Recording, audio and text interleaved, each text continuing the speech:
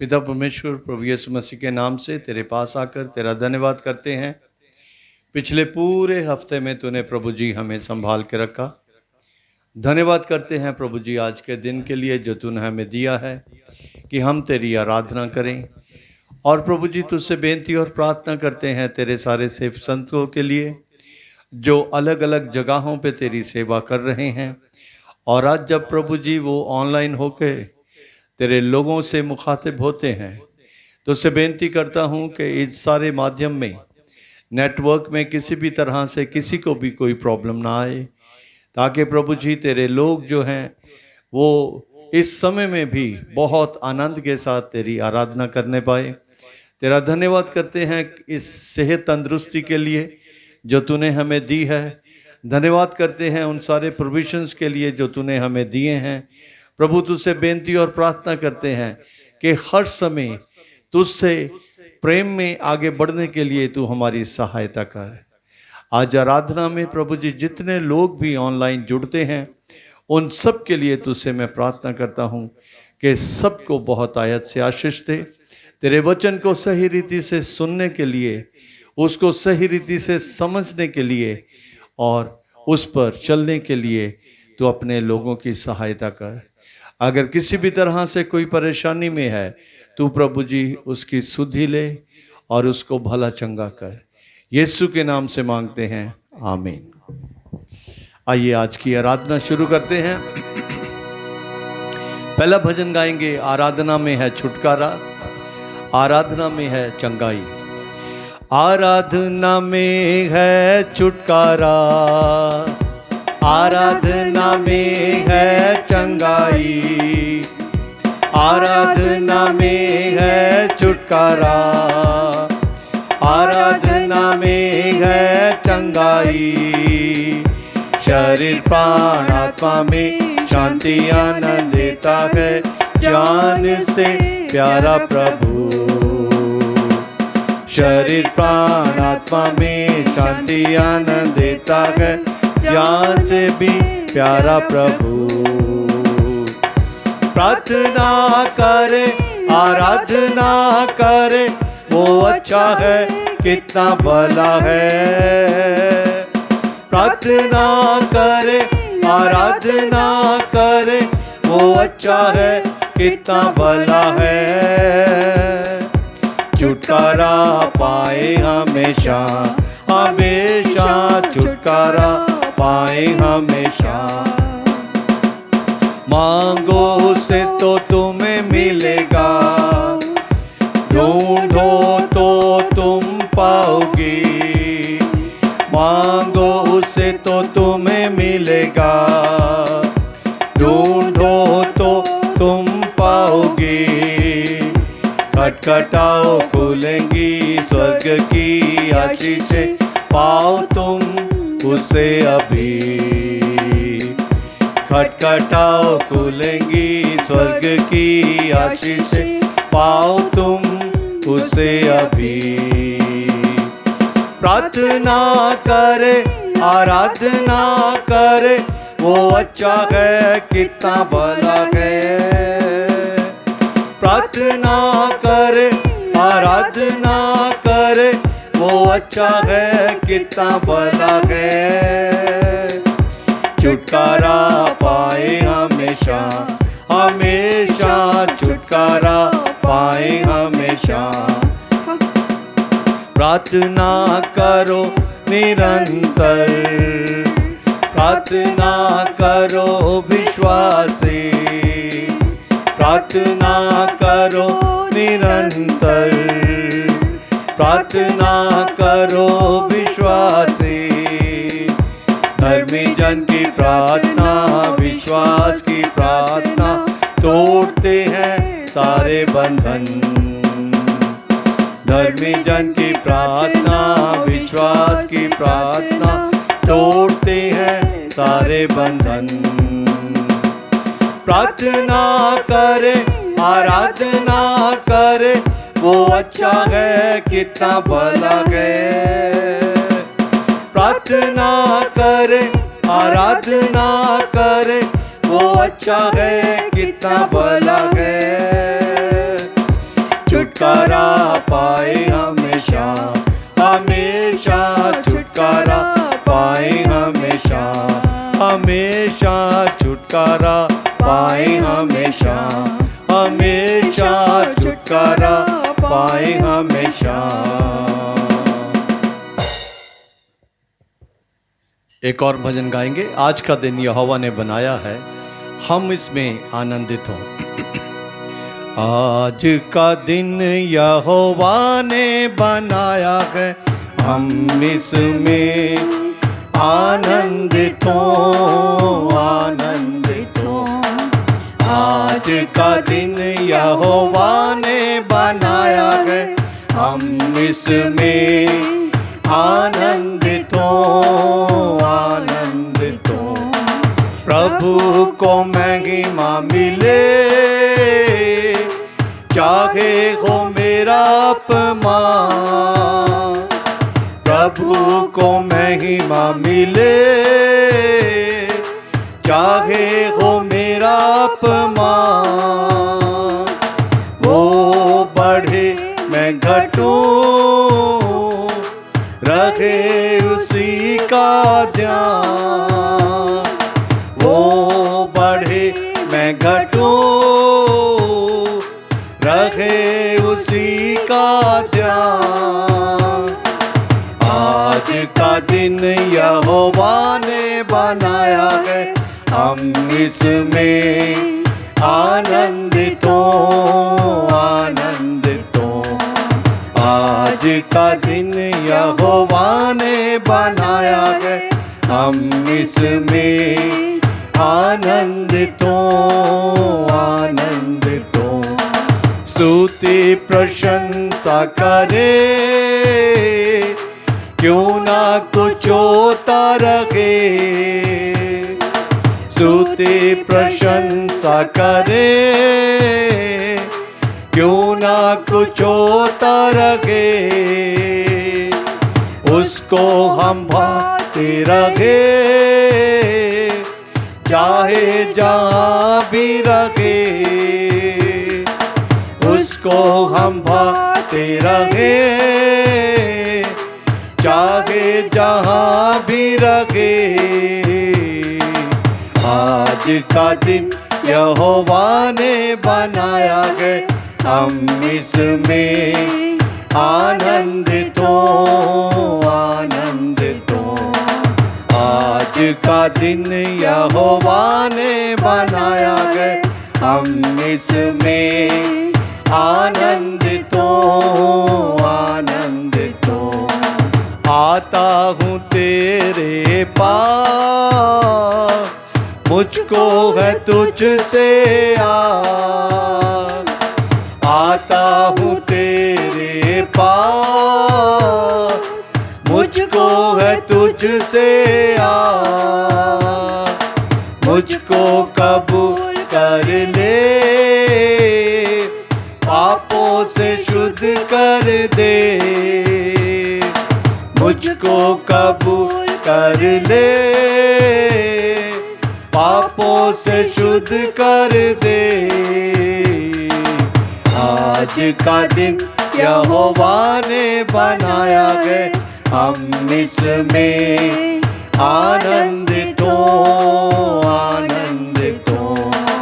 आज का दिन यहोवा ने बनाया है, हम इसमें आनंदित हों, आनंदित हों।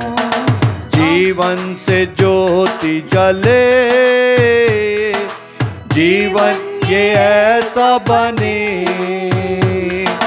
जीवन से ज्योति जले, जीवन ये ऐसा बने। ज्योति में चल हम सके, यही दुआ है तुझसे। ज्योति में चल हम सके, यही दुआ है तुझसे। आज का दिन यहोवा ने बनाया है, हम इसमें आनंदित हों, आनंदित हों।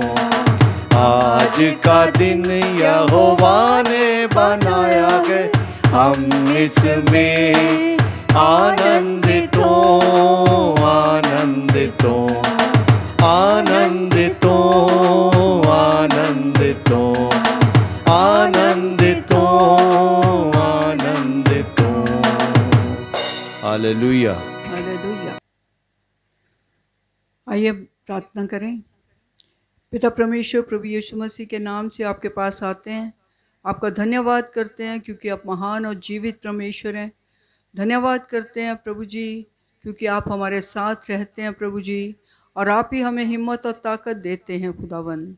आपका धन्यवाद करते हैं इस समय जबकि हम भजन सहायता में से पढ़ते हैं खुदावन। आप ही मदद करना प्रभु जी ताकि हम आपके वचन को जो पढ़ें और सुने खुदावन, उसको अपने जीवनों में ग्रहण करने पाएँ। धन्यवाद के साथ प्रभु यीशु आपके प्यारे और मीठे नाम में मांगते हैं, आमीन। यह है भजन सहायता 15। सियोन के निवासी। हे परमेश्वर, तेरे तंबू में कौन रहेगा? तेरे पवित्र पर्वत पर कौन बसने पाएगा? वह जो खराई से चलता और धार्मिकता के काम करता है और हृदय से सच बोलता है, जो अपनी जीभ से निंदा नहीं करता और न अपने मित्र की बुराई करता और न अपने पड़ोसी की निंदा सुनता है।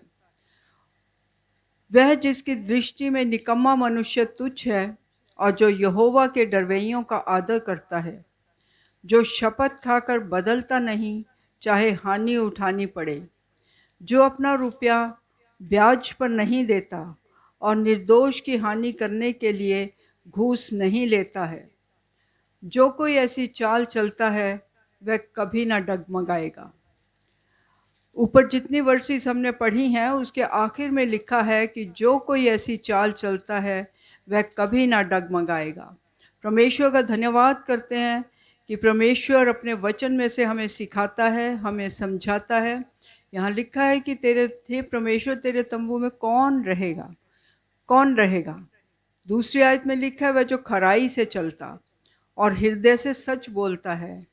फिर लिखा है उसके बाद तीसरी आयत में कि जो अपनी जीभ से निंदा नहीं करता और न अपने मित्र की बुराई करता है। बहुत सारे लोग अपने मित्रों से जब मिलते हैं बहुत अच्छी तरह से मिलते हैं, लेकिन जब वो दूर हो जाते हैं तो फिर उनकी बुराई करने लगते हैं। लेकिन परमेश्वर का वचन हमें साफ रीति से बताता है कि ना अपने मित्र की बुराई करता। और फिर आगे लिखा है कि जो ना अपने पड़ोसी की निंदा सुनता है। सो हमें ये सब काम जो परमेश्वर के वचन में लिखे हुए हैं हमें उसी तरह से करने हैं जैसा परमेश्वर का वचन हमें बताता है। और चौथी आयत में लिखा है कि वह जिसकी दृष्टि में निकम्मा मनुष्य तुच्छ है और जो यहोवा के डरवैयों का आदर करता है। सो जो लोग यहोवा से डरते हैं, उसका भय मानते हैं, उनका आदर करना परमेश्वर का वचन हमें सिखाता है। और फिर उसके बाद लिखा है कि जो शपथ खाकर बदलता नहीं चाहे हानि उठानी पड़े, और जो अपना रुपया ब्याज पर नहीं देता और निर्दोष की हानि करने के लिए घूस नहीं लेता है। सो परमेश्वर का वचन हमें ये सिखाता है कि हमें अपना जब हम रुपया अपना देते हैं तो हमें उनको ब्याज पर नहीं देना है और निर्दोष की हानि करने के लिए हमें घूस भी नहीं लेना है। सो परमेश्वर का वचन हमें यही सिखाता है कि वही लोग परमेश्वर के तंबू में बसने पाएंगे जो परमेश्वर का भय मानते हैं। और आखिर में लिखा है कि जो कोई ऐसी चाल चलता है वह कभी ना डगमगाएगा। परमेश्वर के वचन पर आशीष हो, आमीन। आइए प्रभु की आराधना करें। पवित्र आत्मा आ, पवित्र आत्मा आ, मुझे ले जा यीशु के चरणों में। पवित्र आत्मा आ। अपने अपने मनों को हम परमेश्वर के वचन के लिए तैयार करेंगे। पवित्र आत्मा आ,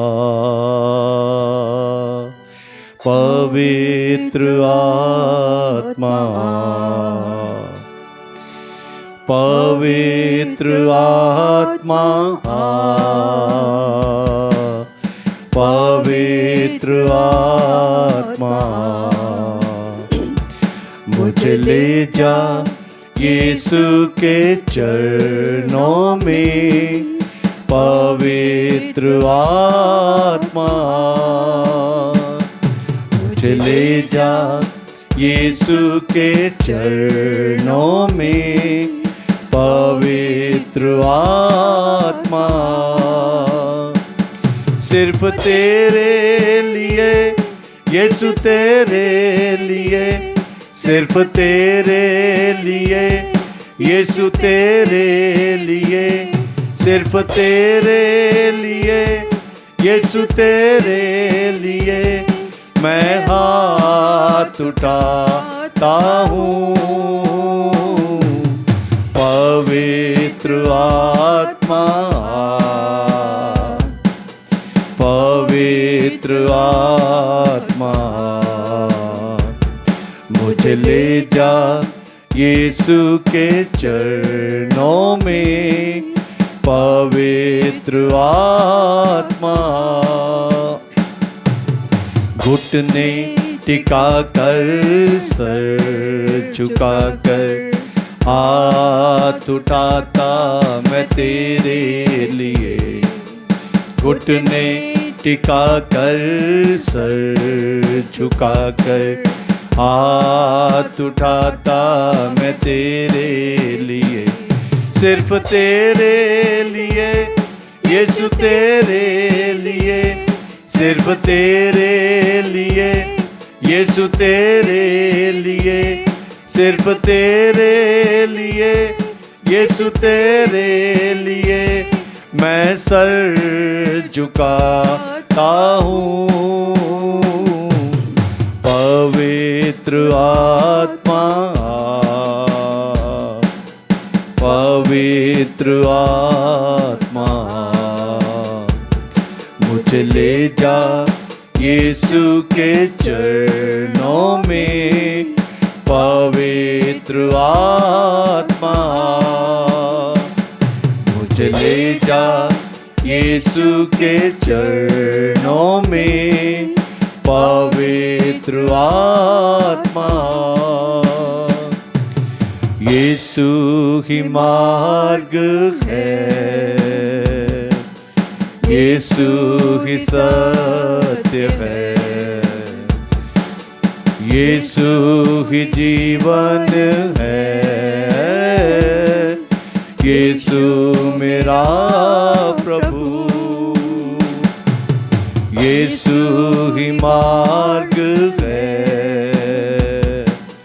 यीशु ही सत्य है, यीशु ही जीवन है, यीशु मेरा प्रभु। सिर्फ तेरे लिए यीशु, तेरे लिए, सिर्फ तेरे लिए यीशु, तेरे लिए, सिर्फ तेरे लिए यीशु, तेरे लिए मैं सर झुकाता हूँ। पवित्र आत्मा, पवित्र आत्मा, मुझे ले जा यीशु के चरणों में, पवित्र आत्मा। मुझे ले जा यीशु के चरणों में, पवित्र आत्मा। आइए प्रार्थना करें।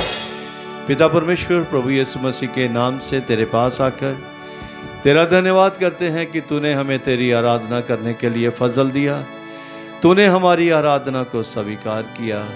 यीशु तेरा धन्यवाद हो।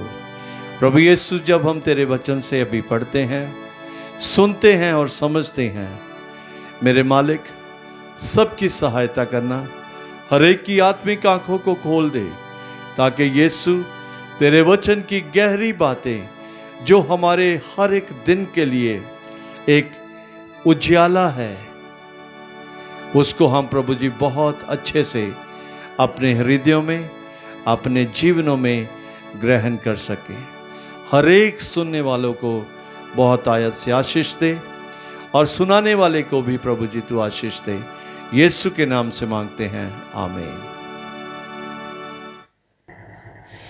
यीशु के नाम में आप सबको सलाम।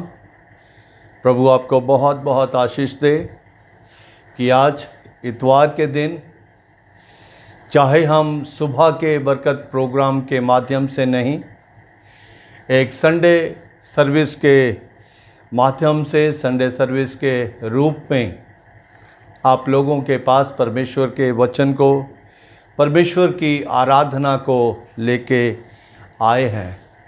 मैं जानता हूं कि आप सब प्रभु के वचन के लिए पूरी तरह से तैयार हैं। आपने आराधना में भी बहुत आनंद उठाया, क्योंकि ये सारे गीत वो हैं जो आपको आते हैं। और मेरी व्यक्तिगत पर्सनल मेरी यही ख्वाहिश रहती है कि मैं उन भजनों को जो हमारी कलीसियाओं में गाए जाते हैं उनको मैं ही लूँ, चाहे वो सुबह की बरकत हो, चाहे वो इतवार की आराधना हो। क्योंकि बहुत सी चीज़ें हैं जो आज की हमारी जो जनरेशन है वो उन गीतों को भूलती ही जा रही है।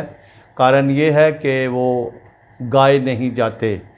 मेरा अक्सर यही प्रयास होता है कि मैं जो हमारी हिम बुक्स हैं उनमें से ही गीत गाऊं। प्रभु आप सबको आशीष दे, क्योंकि आप लगातार हमारे लिए प्रार्थना कर रहे हैं और आपकी प्रार्थना से ही ये सेवकाई आगे बढ़ रही है। प्रभु का धन्यवाद हो और यीशु के नाम से मैं आप सबको बहुत बहुत आशीष देता हूँ, आपका धन्यवाद करता हूँ। सो कल मैंने जो बाइबल की छोटी किताब है, योना नबी की किताब, उससे बातचीत शुरू की है और आने वाले समय में हम गहराई से योना नबी के बारे में और परमेश्वर की योजना के बारे में, परमेश्वर के तर्स के बारे में, जो परमेश्वर पापी लोगों से रखता है, दुष्ट लोगों के प्रति हमेशा वो अपने प्रेम को अलग अलग तरीके से, अलग अलग लोगों के माध्यम से प्रकट करता रहता है। और जो उसकी बात को सुनते हैं, मानते हैं, वे आशीष पाते हैं। योना नबी की किताब, जैसे पहले वचन में लिखा है कि यहोवा का वचन अमित्तै के पुत्र योना के पास पहुंचा। योना नबी जो है, या योना नाम का जो अर्थ है बाइबल में, वो लिखा गया है डव, काफ्ता। अब मैं ये समझता हूँ कि ये जो डव योना के नाम का अर्थ लिखा गया है, उसका मकसद केवल और केवल ये मैं समझता हूँ कि परमेश्वर के वचन को एक जगह से दूसरी जगह पहुँचाने का हो सकता है, ये माध्यम हो जिसकी वजह से ये नाम दिया गया है। और आने वाले दिनों में अगर इसके बारे में और मुझे जानकारी मिल पाई तो मैं अपने लोगों के साथ इसको भी डिस्कस करूंगा।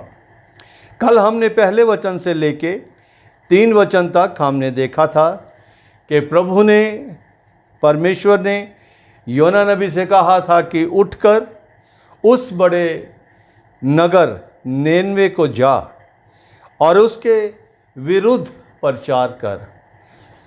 किसी के विरुद्ध प्रचार करने के लिए परमेश्वर ने उसको बोला कि तू उस नगर में जा।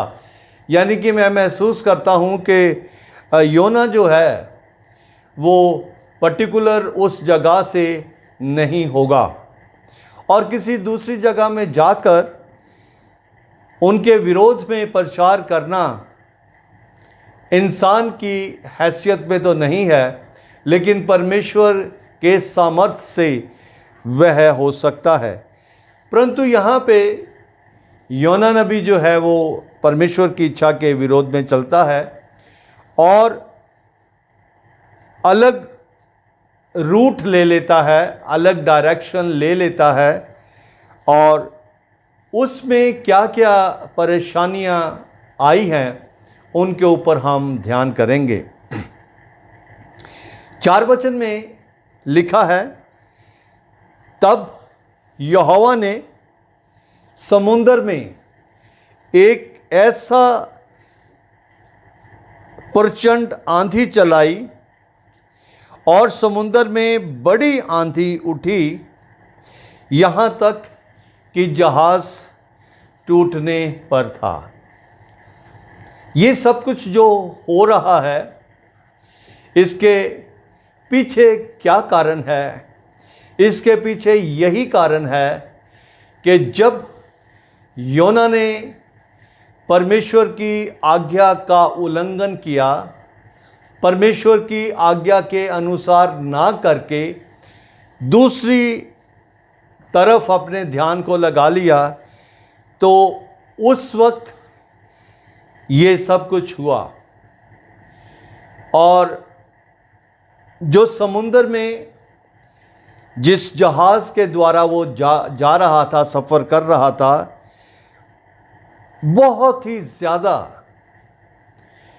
ख़तरनाक वाली आंधी आई, और ऐसी बड़ी आंधी आई कि जिससे समुद्र की लहरें जो हैं वो बहुत बहुत ऊंची हो गई।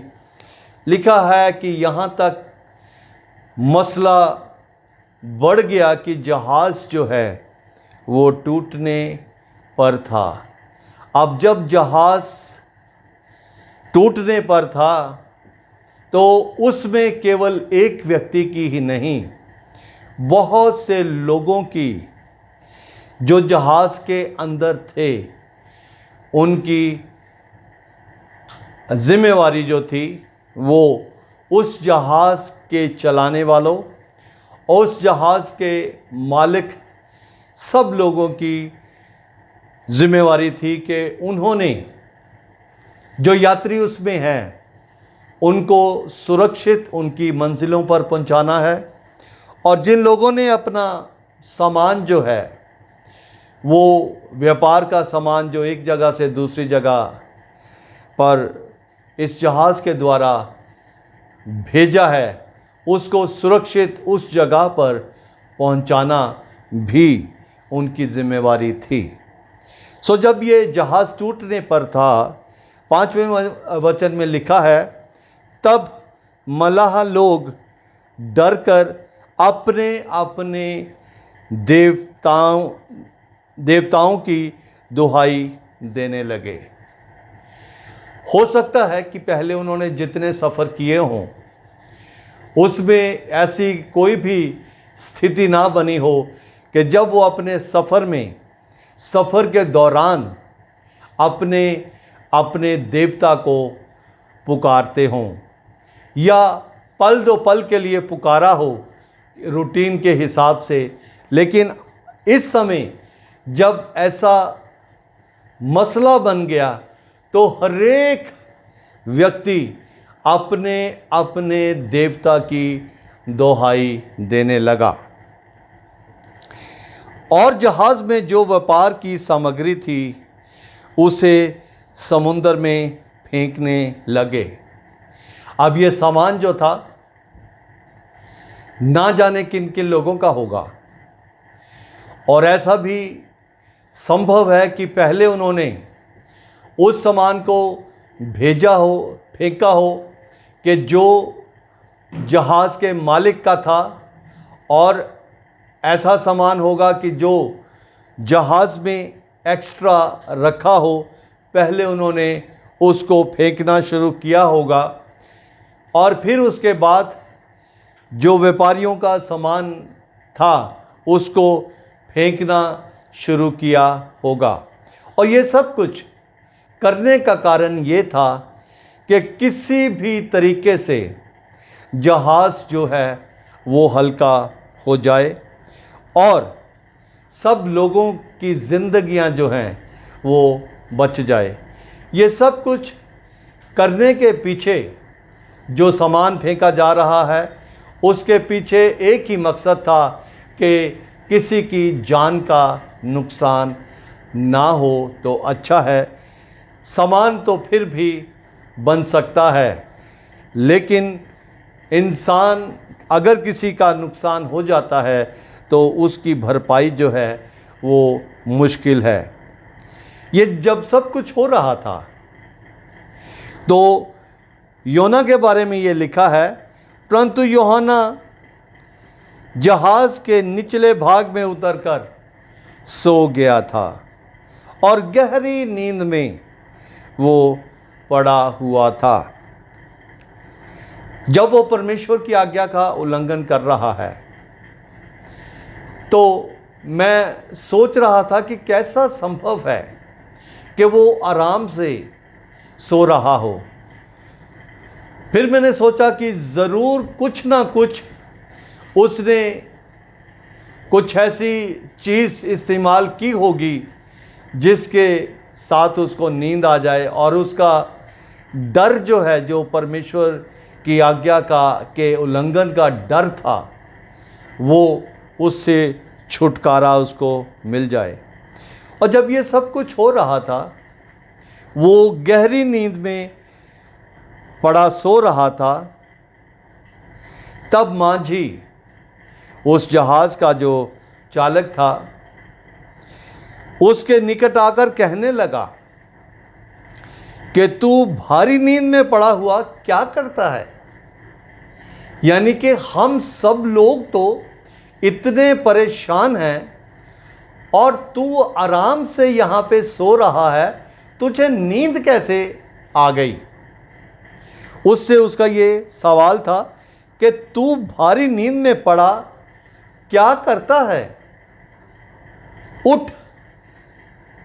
और ये वही शब्द है जिससे हमने इस प्रचार को, इस मैसेज को शुरू किया था। परमेश्वर ने भी योना को इसी शब्द से इनकरेज किया था, इसी शब्द का प्रयोग करके उसने योना को अपनी योजना बताई थी। और अब माझी भी जो है, जो परमेश्वर को नहीं जानता, जो यहोवा को नहीं जानता, वो भी अब योना को यही शब्द कह रहा है कि तू उठ, अपने देवता की दुहाई दे। संभव है कि ईश्वर हमारी चिंता करे और हमारा नाश ना हो। जो लोग परमेश्वर को नहीं जानते और बहुत सारे परमेश्वर को जानने वाले लोग भी इस बात को अपने मुंह से बोल देते हैं कि परमेश्वर को हमारी चिंता है। परमेश्वर कभी भी हमारी चिंता नहीं करता। पिछले दिनों में जब मैंने ये भजन गाया था, करता हूँ मैं तेरा ध्यान, उस गीत को मैं बहुत सालों तक जैसे वो लिखा हुआ है वैसे ही गाता रहा। वहाँ लिखा क्या है, करता हूँ मैं तेरी चिंता, तू क्यों चिंता करता है। किसी ने मुझे करेक्ट किया था और उन्होंने मुझे बताया था कि परमेश्वर कभी भी हमारी चिंता नहीं करता, वो हमारा ध्यान करता है। और ये जो सच्चे परमेश्वर को नहीं जानने वाले लोग थे, ये भी उसको कहते हैं कि तू अपने ईश्वर से प्रार्थना कर, उसकी दुहाई दे। हो सकता है, इनको पूरा भरोसा नहीं है, हो सकता है, जबकि योना अगर परमेश्वर की मर्जी के अनुसार चलता तो उसके अंदर बहुत दलेरी होनी थी। उस नगर में जाने के लिए जहां परमेश्वर उसको भेज रहा था। लेकिन अब एक ऐसे व्यक्ति के द्वारा जो परमेश्वर को नहीं जानता था, वो इसको आके कह रहा है कि तू उठ, अपने ईश्वर से प्रार्थना कर, हो सकता है कि वो हमारी चिंता करे और हमारा नाश ना हो। अजीजों, ध्यान करके देखें कि जब इंसान परमेश्वर की अनआज्ञाकारिता करता है तो उसको कैसी कैसी समस्याओं का सामना करना पड़ता है। 7वें वचन में लिखा है, तब उन्होंने आपस में कहा। अब उनका कोई भी उपाय तो हो नहीं रहा, किसी भी तरीके से उनको सुकून मिल नहीं रहा, किसी भी तरीके से इस परेशानी से उनको कोई भी हल निकलता नजर आ नहीं रहा। तो जो उन लोगों की अपनी सोच थी, उसके अनुसार उन्होंने ये फैसला किया कि आओ हम चिट्ठी डालकर जान लें, चिट्ठी डालकर जान लें कि ये विपत्ति हम पर किसके कारण पड़ी है। बड़ी अच्छी बात यहाँ पे ये है कि वो लोग भी जानते हैं कि जब इंसान के जीवन में परेशानी आती है तो उसके पीछे कारण ज़रूर होता है। आज इंसान पापी कहलाता है, इसके पीछे कारण ज़रूर है, और वो कारण जो है अनआज्ञाकारिता का कारण है। आदम ने, हवा ने परमेश्वर की अनआज्ञाकारिता की और सारा जो मनुष्य जाति है, सारी मनुष्य जाति को हमेशा हमेशा के लिए पाप में धकेल दिया, केवल अनआज्ञाकारिता के कारण। और यहाँ पे ये लोग जानते हैं कि जो विपत्ति आई है उसके पीछे ज़रूर ना कोई कारण है, और उस कारण को ढूंढने के लिए इन्होंने चिट्ठियाँ डाली। और अद्भुत यहाँ पे बात ये हो रही है कि जब उन्होंने चिट्ठी डाली, और चिट्ठी जो है वो योना के नाम की निकली। किसी भी तरीके से इंसान का किया हुआ पाप छिप नहीं सकता। इंसान की अनआज्ञाकारिता का जो नतीजा है वो किसी भी तरीके से रुक नहीं सकता। योना ने परमेश्वर की अनआज्ञाकारिता की, सारे लोगों को परेशानी में डाल दिया जो उस जहाज़ के अंदर थे। उन सारे लोगों को परेशानी में डाल दिया जिन लोगों ने इस जहाज़ के द्वारा अपने कीमती सामान को एक जगह से दूसरी जगह भेजने के लिए उम्मीद की थी। एक व्यक्ति की अनआज्ञाकारिता के कारण हर एक के जीवन में अद्भुत परेशानी आ गई। और अब ये जब चिट्ठी उसके नाम पर निकल चुकी है तो अब इसका फैसला जो है